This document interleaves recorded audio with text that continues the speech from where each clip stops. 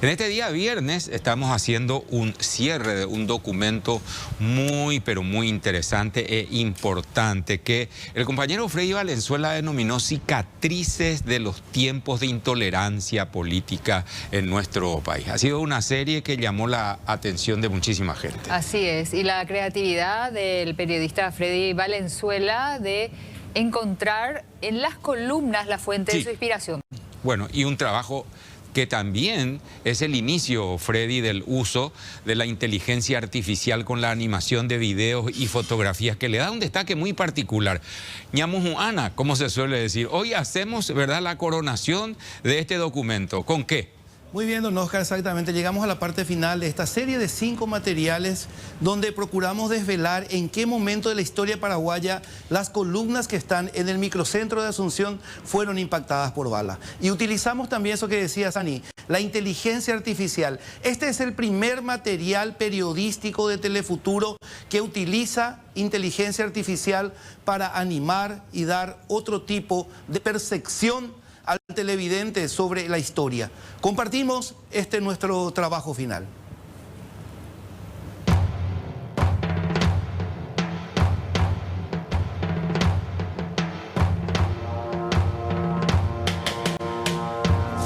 El inicio oficial de los conflictos armados de la Revolución de 1922 a 1923 se dio el 27 de mayo de 1922 en la zona de Encarnación, donde las fuerzas rebeldes leales al político liberal Eduardo Scher y comandados por el coronel Adolfo Chirife no reconocían el gobierno provisorio de Eusebio Ayala. Los revolucionarios tomaron las principales vías de comunicación, como las líneas del ferrocarril y la del río. En esta foto se los puede ver en la estación llamada Caí Puente, hoy día Coronel Bogado, de donde partieron rumbo a la capital. La sublevación se dio también en otros puntos del país, como en Concepción. A lo largo de la vía férrea se dieron enfrentamientos en zonas de Villarrica, Itapé, Paraguarí y Pacaraí y finalmente en Asunción, donde los rebeldes llegaron el 9 de junio de 1922. A partir de allí y por poco más de un año se dieron enfrentamientos continuos en prácticamente todo el Paraguay. En Asunción se habrían registrado varios choques armados en diferentes puntos de la ciudad y de sus alrededores. De allí se explicaría el porqué de centenares de impactos de balas en las columnas de varios puntos del microcentro de la capital. Pero el mayor y último de los enfrentamientos se registró en la mañana del 10 de julio de 1923, donde finalmente fueron repelidas las fuerzas revolucionarias que se encontraban acantonadas en las zonas aledañas a la Plaza Uruguaya.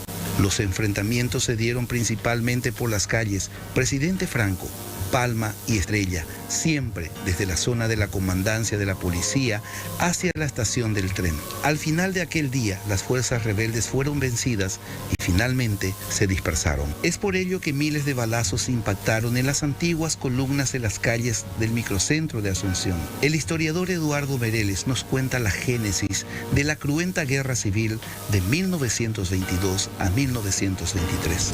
El principal enfrentamiento que se da entre los gondristas y los chaeristas o cheristas, los partidarios del presidente Manuel Gondra, que designa ministro a José Patricio Bullari y también designa ministro a Chirife.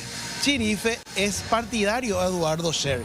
Había una disputa dentro del Partido Liberal entre Gondra y Scher. Gondra, al verse también un poco sin la protección de los militares, renuncia. Asume en el cargo su vicepresidente, Félix Paiva, que también renuncia. Y a consecuencia de esto, y como eran parte del Congreso, primero asume a inicios del conflicto en 1922 Eusebio Ayala.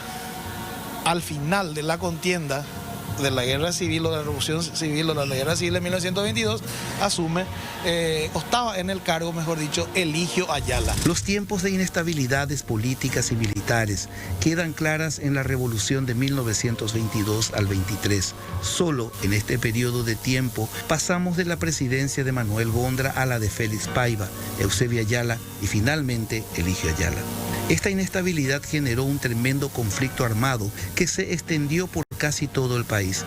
El desgaste en recursos económicos no están cuantificadas y menos aún las vidas de paraguayos que se perdieron inútilmente. Básicamente inicia en el año 1922 con un enfrentamiento muy fuerte entre ambos bandos en todo el territorio de la República. Tenemos enfrentamientos en Concepción, en Villarrica, en Encarnación, en Paraguarí, en Ipacaraí y concluyen en Asunción el 10 de julio de 1923. Esa batalla sería como la que marcaría el final ya de esa revolución.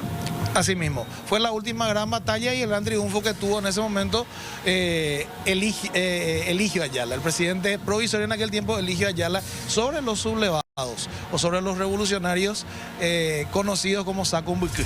Esperamos que este material de investigación histórico-científica despierte la curiosidad de la ciudadanía y pueda ser una especie de disparador del interés, así también que la Secretaría de Cultura o la Municipalidad de Asunción realicen algún tipo de acción para la puesta en valor de las columnas que no serán retiradas, pues lastimosamente las que no fueron retiradas en Calle Palma no cuentan ni con una esquela que indique la historia de estas cicatrices de nuestra historia.